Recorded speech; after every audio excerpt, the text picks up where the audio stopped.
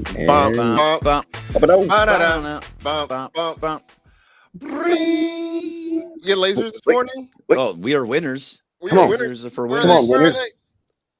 Ah, You got to do it It'll like not that. happening. Do it that way. Like, bam.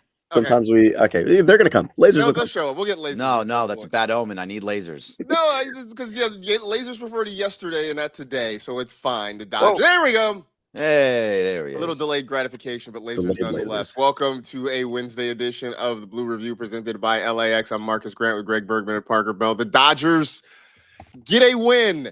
Never has a 5-run win been so stressful, but it was. We'll get into that. Greg, you were there last night. What was the atmosphere? What was the atmosphere? I don't know if you stayed for the whole thing. I did. Last pitch. So what was the atmosphere from, say innings 1 through 6 versus 7 through 9? 1 through 6 was all joy. Like as soon as the game started, Snell just dominated in his first inning. He goes 7 pitches, and we're like, "Oh, that's bad that they're swinging at Blake Snell." Like you can't swing that early on Blake Snell. He's going to pitch all around the strike zone, and that was bad planning. And he was just dealing. And then Shohei hits the home run, and it's like, oh, here we go. Shohei Mateo's giving us a 4-0 lead. Feels great. Oh, yeah. Okay, a couple runs from Snell. Okay, that'll be his last inning. You got an 8-run lead, though. Fine. Okay, you get those 2 back. Great. Okay, still feeling good. Vezina comes in. Vezina, what's going to happen? Oh, no. And you can it just dropped because you needed 3 relievers. We'll get on to all of it, but you needed 3 relievers to get through 1 inning because they couldn't throw strikes. I have so much to say about it, but LAX has more. Yeah, let's thank the folks at LAX first before we get into the highs and lows that were the wild card game 1. Of course, LAX transforming the travel experience. They are saving guest time. You can get more information at flylax.com/transforminglax. Yeah. Let's save the bullpen stuff for later. Let's get to the good stuff first. Because there was a lot of good stuff. There's a lot of good stuff. A lot of good stuff. Greg talked about it, right? Blake Snell coming out. And look, I don't think there was a wrong answer for Dave Roberts in who to start in game 1, right? You have 3 really great options with Snell, Yamamoto, and Shohei Ohtani. He went with Snell. And it felt like, again, Parker, kind of like the end of the regular season where the starters felt like, okay, I've got to try to go deep in this game, even with an 8-run lead, because Snell looked determined to take this thing as far as he could go last night. He did. He tried his absolute hardest just to get out of that last there, and you can see that in the back of his mind. He's probably like, I got to do this for the team's sake. And I'm glad that the pitchers are feeling that way. I'm glad the starters are feeling that way. Way to set the tone, Blake. Everybody in the bar that I was around was shouting Blake of the year. Shout out over to Big Cat and the guys. But it was just the moment, and he showed up for the moment. And I think that that's what's important. That's what the Dodgers were asking for, and he was ready for it. And then so did the offense. Everybody was just poised and collected. I know that we talked about Hunter Green so much the episode prior, and we talked about it in the last couple of weeks, that there's going to be some starting pitching that'll be tough. And the Dodgers, they showed up. They rose to the occasion and gave, of course, the bullpen that large lead that they needed. So honestly, I'm feeling good after last night. I think that this was exactly what Dodgers needed just to start off the playoffs. I mean, Greg, you talk about the Reds' approach being maybe the wrong one to be aggressive against Snell. I thought, because you mentioned yesterday as we were wrapping up the show, that Hunter Green was a guy, we know he's got big strikeout numbers. He generally has low walk numbers, and it felt like the Dodgers understood that. And they're like, well, we got to be aggressive because, I mean, Shohei homers on what's like the 3rd pitch or something like that. It was pretty early in the at-bat. We saw, Mookie, Teo, all these guys kind of go attacking early in at-bat. It felt like they understood that Hunter Green, yes, he throws really hard, but he's probably going to be in the strike zone more often than not. Yeah, he is going to be strike zone. Exactly. So they needed to jump on it. I mean, he does throw that. I think it was a slider that he throws at 90, and so you can't figure out which one it is. Like he's a very, very good pitcher, but they had him on the ropes right from the beginning. He was there was a couple times where he was throwing like 101 4 times in a row. It's like, geez, how can anybody even catch up to that? Was that the Tommy Edman at bat? Because Tommy Edman was so overmatched that first. Oh, geez, that first at bat was like, boom, boom, boom, boom, right down. It's like, my goodness, guy's insane. But they also knew that Hunter Green was going to supply the power, and he did, and that allowed the other guys. If you can just connect on some of those, balls are going to be hit very, very far. It wasn't just Shohei in that first inning either. Mookie Betts got on base. Freddie had a ball that looked like he was going to go out to left field. And then Teo obviously got a single as well, and he got on. So Teo, by the way, what an amazing game yesterday from Teoscar Hernandez. Good job, Teo. But yeah, Hunter Green supplied the power, and they took advantage of it, and that's makes me feel good moving forward. That again, we've been talking about this for the last month, Marcus and Parker, that against the pitchers that are very good, they are seemingly getting to right now. So that makes me feel really good for the offense. Yeah, and I thought you saw great at bats up and down the lineup. I mean, even the guys, I think Muncy had a rough night. He had the over 4 with 3 strikeouts. For whatever reason, curveballs have just twisted him in knots since he came back off the IL. So he had a tough night. Andy Pajes was an 0 for 5, but he had a couple of balls really well that just missed leaving the yard. So it looked like the approach was there. It looked like guys are locked in, and just the focus seems to be sharper. Obviously, the end of the regular season, and now for one game at least so far in the playoffs, it looked really, really good. So as good of a start as you could imagine. I mean, the Dodgers go out and post 10 runs on a day where nobody scored a whole lot across the rest of baseball. You had I think I said there was 11 runs scored total in the 3 previous games, and the Dodgers scored 10 all by themselves last night. So that was a positive. All right, do we have to do this part now? Well, is there something else good you want to talk about first before we get to it? Quickly, I just want to say, I love that Ohtani was looking at Hunter Green. He's like, "Oh, you're having pitch com problems? Don't care." Couldn't be me. Couldn't be me. And go ahead, Greg. No, go ahead. No, finish your thought. Well, so I was just gonna say, I was reading Plaschke, and I don't even know how to take this. Like, if I was a Reds fan, I don't know how I would take this. This may be one of the worst disses I've ever heard. He goes on to say that wild card round ? No, the defending champs are nobody's wild card, and then he says the Cincinnati Reds are just human buys. And wow, that one of the toughest baseball disses I've ever heard. Human buys. Wow. Let's not let the Reds see that. Don't show that to them. Hopefully they're they're not logging. They don't have a subscription to the LA Times. They're not logging in to see what's happening, because that's the last. The Dodgers don't need that posted in the Reds clubhouse right now. Never mess with the baseball gods. It's just not worth it. Don't do that, Plaschke. That's his job. That's what he does typically. So very reactive. So we get that. But again, with Shohei though, that the second home run may have been the farthest hit ball I've ever seen live at Dodger Stadium. Obviously, there's been ones that go further, but that I've seen in person, that thing was destroyed. It was. I ran it back. I had to rewind it and watch it a couple of times. I never thought it would land. It was. No human being should be able to hit a baseball that hard. Oh no. When it went in the air, I was watching. I was like, "That's going out of the stadium." That is what Doug Glanville said on the broadcast last night. He's like, "Is that going to leave the stadium?" It was absolutely crushed. So it was good to see him do that, and then also, obviously, like you said, Teo getting a couple of home runs and also getting a hit on top of that. Tommy Edman going deep right after Teo with the back-to-back. That was awesome. Tommy Tanks back for the postseason, and Kike. Kike was great yesterday. Yeah. Again, Kike just consistently getting on base. It's the postseason. It's October. It's actually today's October. Is it today? Yeah, today's October. Happy October, everybody. Yeah, happy Kike-tober is what they call it. Yes. Keektober. Keektober, yes. Yeah. Marcus, how about you call in the home run, by the way? I mean, for anyone in the chat who didn't get a chance to see my tweet, I did give an insight to to the Dodgers. Oh, how have we gone this far without this? 10 minutes in? What are we doing? I didn't want to victory lap the thing. Take your victory lap.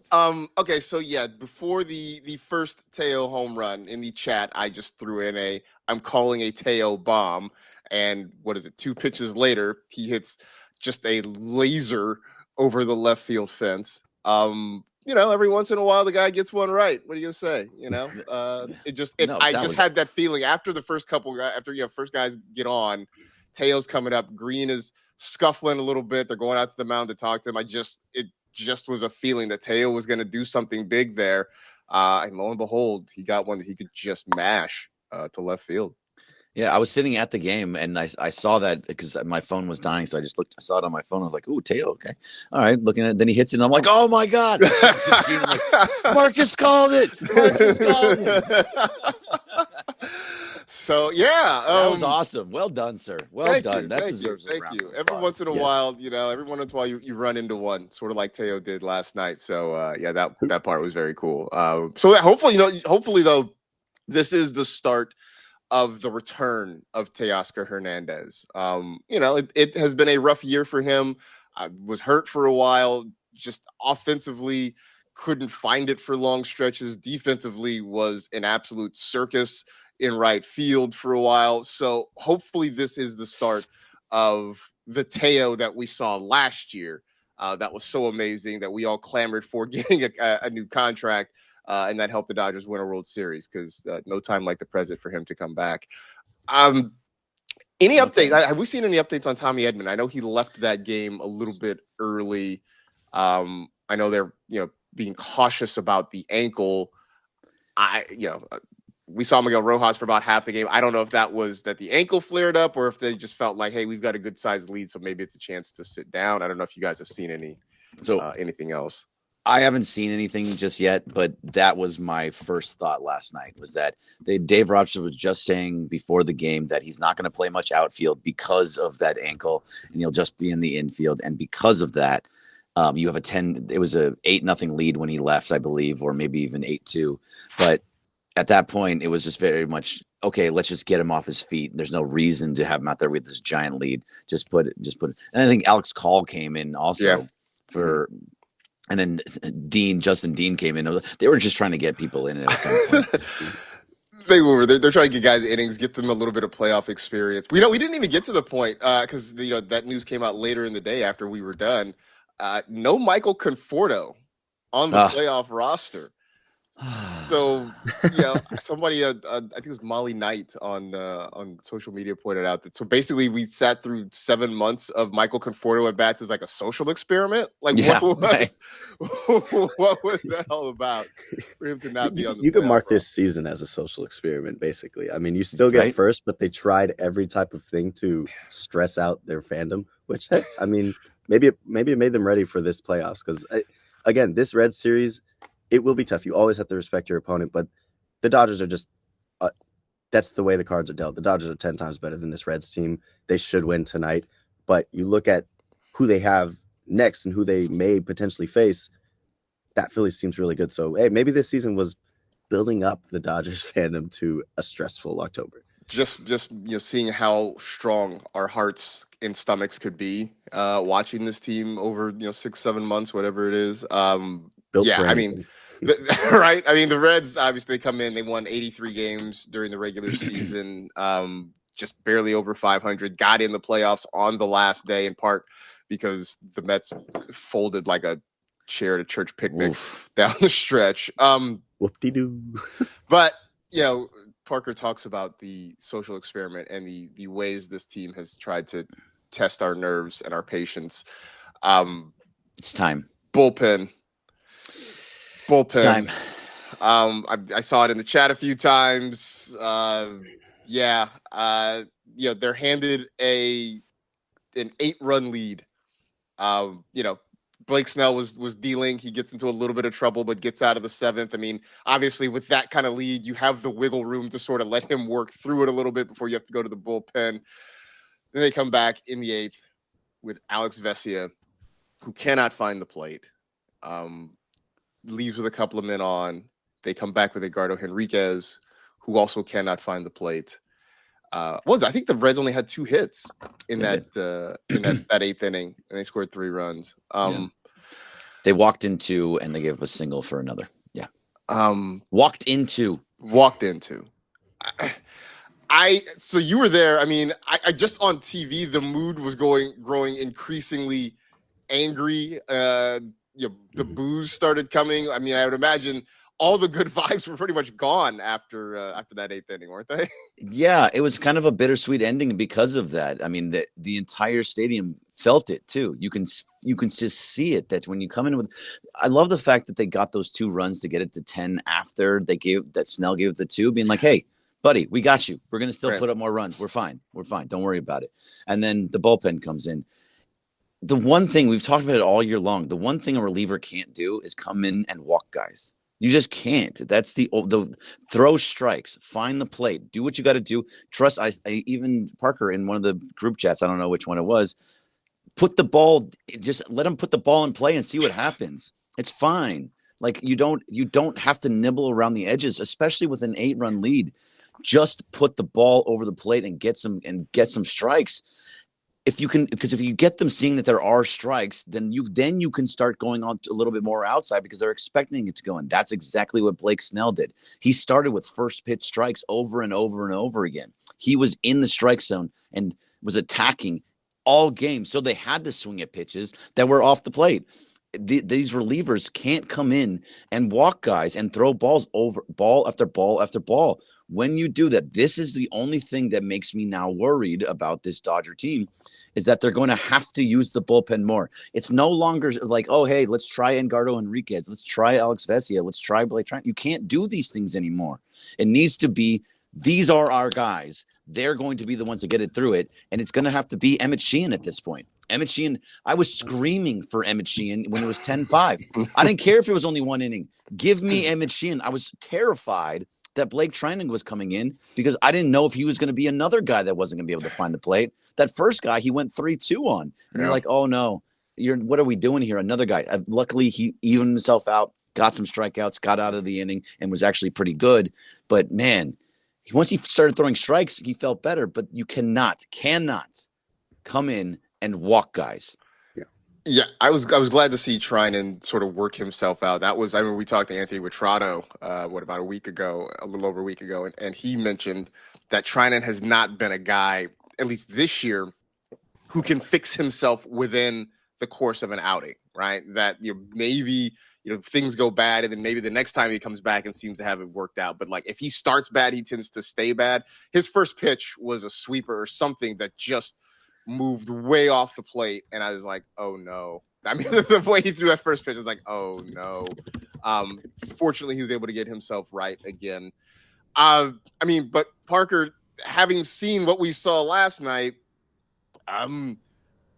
does this mean we see a piggyback tonight, that Yamamoto goes as long as he can, and then maybe we see, I don't know, Sheehan, Robleski, somebody else to come in and clean this thing up the rest of the way? I don't want to sit through another night like last night. I can't. So yes, while we may not see necessarily the piggyback in its true essence, the Greg piggyback plan, we will see, I believe, Sheehan, if it's anywhere near close, because we saw him get up when it started to get close. So that is the Dodgers saying, well, bleep, if bleep hits the fan, Sheehan's our guy at that moment. So I think what we saw last night with the 8 to 10 run lead, the guys that they put out there are the bottom. That's the bottom of the trust tree. Vesia? That's the most runs. Well, I think Vesia was supposed enough. I think the idea for Vesia was maybe to get the 2 outs, the 2 innings rather, and close it out. But then when he was bad, then it's like, okay, well, it's still a semi-low leverage situation. Yes. I think playoffs. Don't do it. What I mean, Don't do it anymore. There it is. But I think what I mean is when you look at who was left, because the game wasn't close, that's leading me to believe that, oh gosh, the high leverage, and there's 2 names who, okay, we might be comfortable with, Roki and Sheehan, but there's one more name who I think they still trust for a high leverage, and I believe we're going to get a view of him tonight, and that's that's Tanner Scott. You are really going to try and push this Tanner Scott thing so but I don't think he's hard, aren't you? wrong. I don't think he's wrong in this situation. Like, because after the 8th inning, after that nightmare of an 8th inning, my thought was, okay, well, who gets the 9th? Because you don't want to leave. You sort of left the door cracked open for the Reds in the 8th inning. I mean, Sherry pointed out in the chat, the tying run was on deck at one point, you know? It's 10-5 with the bases loaded. I was like, the grand slam makes this a 1-run game. So I was like, well, who gets the 9th inning? I mean, when I saw it was Trinan, it didn't really fill me with warm fuzzies, but, I didn't know where else they were going to go. So let's talk about this then, because you're saying you think it's going to be. So both of you believe, and I'm just asking, both of you believe that if it's let's say it's a 5-4 game going to the top of the 9th, you think Tanner Scott's going to go out there? Not Emmett Sheehan, not Tyler Glasnow. You think it's going to be no?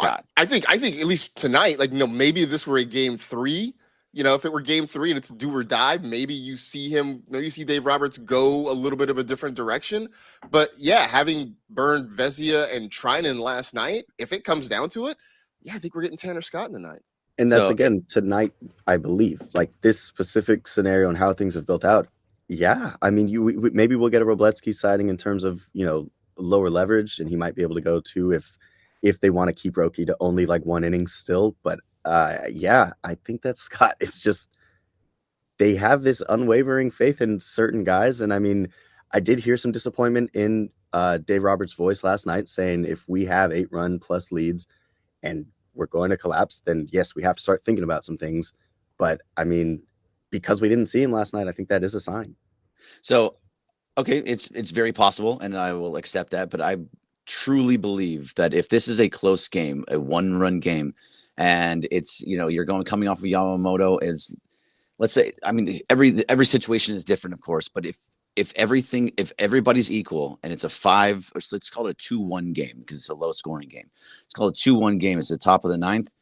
I for sure think you see either Emmett Sheehan or Tyler Glasnow. I don't think he messes around in a closeout game by going, okay, let's give Tanner Scott a shot to close out this game. Let's give Justin Wroblewski. I think they're going to let Yamamoto go as long as he can possibly go, and after that, it's going to be either Sheehan or Glasnow, and it could be both. I don't think they're even going to try to mess around with it. If they have any sort of lead, I truly don't believe you see anybody out of that bullpen that is not one of those 3 guys.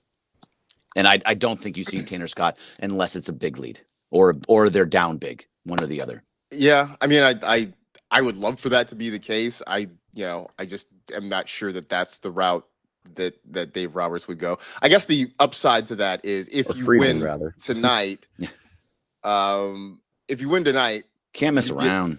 You get a decent layoff, right? Because the NLDS wouldn't start till what, Monday? Is it? No, Saturday is game 1. Monday game 2.